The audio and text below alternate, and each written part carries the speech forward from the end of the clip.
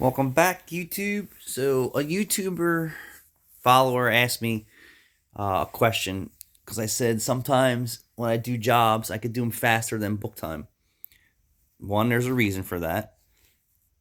I'm a specialist, uh, and he said, "Do you give the customer a discount on the job if it pays? We'll just use an hour. If it pays an hour and you do it in 10 minutes, no, not always. It depends. If it pays 15 hours and I do it in 10, in most cases, I will correct the estimate or invoice for the customer. Um, but I'm a specialist. We're entitled to get paid for what we do. Um, and because I'm a specialist, just like when you go to a specialist, he doesn't charge the same as a regular doctor. You call out a plumber and he can't do it, and you have to call out a specialist. Typically, they charge more. Ever have Roto-Rooter come out to your home or your business? Yeah, it's $100 just to show up and 10 minutes worth of work to clear your drain at my shop. $1,000 bill and nothing you can do about it. It doesn't say they get paid $800 an hour. This is what they charge. So in some cases, when you're dealing with jobs that are unpredictable, saying rusted out and seized components or missing bolts or threads and things like that, there is no labor guide that says, well, the vehicle's 10 years old, it's never been serviced, it's missing 10 out of 8 studs, they're rusted off and broken into cylinder head, charge this. That comes with experience. The labor guide says you should be able to do this job in X amount of time, provided that it's not rusted out or seized. So it doesn't give you those clauses. So our labor guide is what the industry standard is set up for. Do I agree with it all the time? No. Is it more favorable for the customer in most cases? Yes, it is. For sure. Because most of the time, these technicians are having a hard time getting things apart, putting new parts on if it's not factory. Sometimes don't fit exactly. They're spending extra time to fit them. Sometimes it's underestimated and it could be small things. And those small things don't add up on your invoice. So it's a trade-off. A lot of the times when we're doing things, I'll just give the example that F-150, it paid 8 hours to do the exhaust manifolds. Well, it took me so much more additional time and materials to extract all the broken studs out of the cylinder heads to where I almost lost my mind. Did I charge the customer over the 10 hours that I estimated it? No, it was on the lift for probably 12 hours or longer trying to get it done. And it's not because we don't know what we're doing. It's because that job was so complex. So, and you're paying for skill and ability. Some people are like, wow, $1,000 in 20 minutes. Parts, labor, and material, sometimes it is that. I've installed catalytic converters in 10 minutes that cost $2,500. Cost me $2,500. And because we know what we're doing, we can do it very fast. So, don't be discouraged when, someone says it's 6 hours and it takes 8 or 10. And most shops aren't really billing customers for the overages, in my opinion. I don't usually go to a customer and say, hey, your brake job paid 3 hours. It took my guy 4 because he broke a tool or the parts didn't come in time or something happened. Most of the times I'm sucking that up. And we want to minimize sucking that up because your labor percentages go through the roof. Well, if the job only pays $75, a technician takes 4 hours on it, at $20 an hour, where's the profit? You lose all that. So, sometimes it's a judgment call. And then when you're talking about exhaust system work, we make everything. So here you go, specialist fabrication, creating one-off parts to repair your car come with a cost and should be more. So people come in and say, oh, just for the little piece of pipe, you want $80 or $100? Well, yes. It's not cheap to do that type of work anymore. And we're a specialist. You can't go to Pep Boys and get a little custom-made piece of pipe or custom fabrication or welding or Firestone or anything like that. So specialist deserves to get paid more. That's why we're called specialists. So I don't know what other shop owners or shops out there.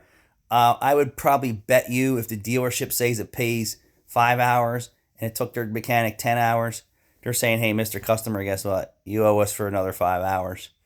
I don't know of too many other mom and pop shops that are probably doing that. I assure you, they're probably sucking up the added extra expenses to do that. And also, sometimes if your vehicle is in such a condition to where it takes 3 and 4 times longer to take it apart, um, and that job should already be processed and done within the specified labor time, be it for parts problems. And that's another reason why I don't like customer supply parts.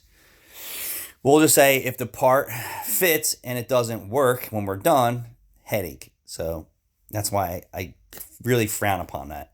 Plus, some technicians don't know that product line. So we're used to installing a brake pad, friction material from the same vendor all the time, brake rotors from the same time, certain electronics from the dealer all the same time.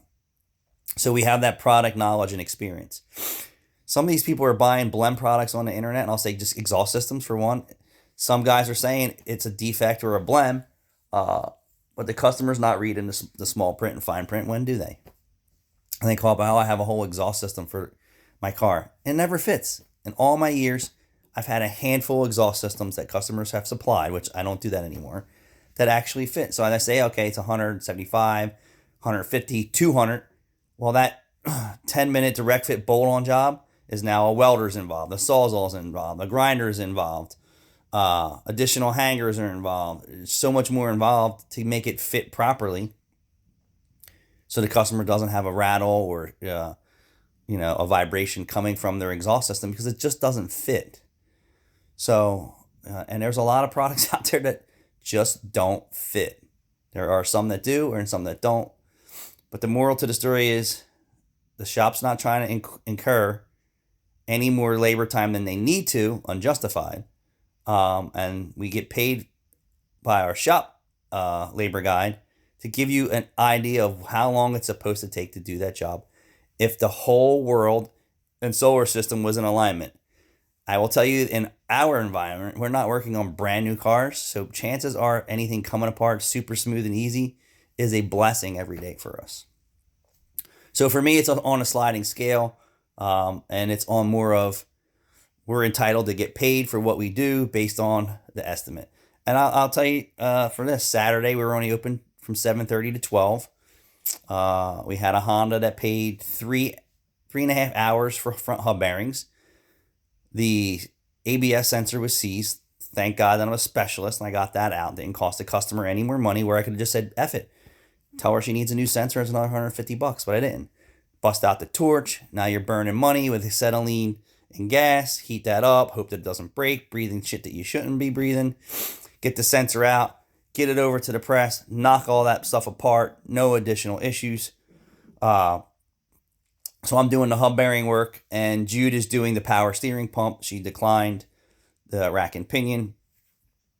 So 2 mechanics working on the job. It pays 6.5 hours.